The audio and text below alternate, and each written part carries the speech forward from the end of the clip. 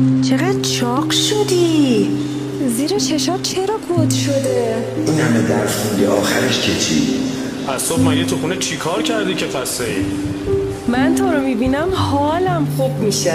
چقدر خوشگل‌تر شدی. من واقعا به افتخار میکنم. وای تو چقدر چشات مهربونه.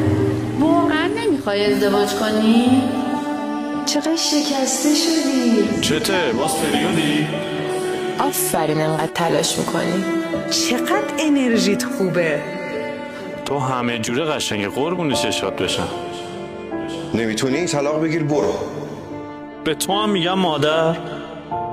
میخواستی نکنی مگه من گفتم؟ شما لباست قشنگه. وظیفته. عالی عالی، حرف نداشت کارت. بچت خیلی ضعیفه، یه خورده بهش برس. تو مریضی واقعا، وسواس داری. هنوز تو هم خونه کوچیکه این؟ تو خیلی مامان مهربونی هستی. میخواستی نکنی مگه من گفتم؟ شما لباست قشنگه. همسنای تو بچه هاشون میرن دانشگاه. عالی عالی، حرف نداشت کارت.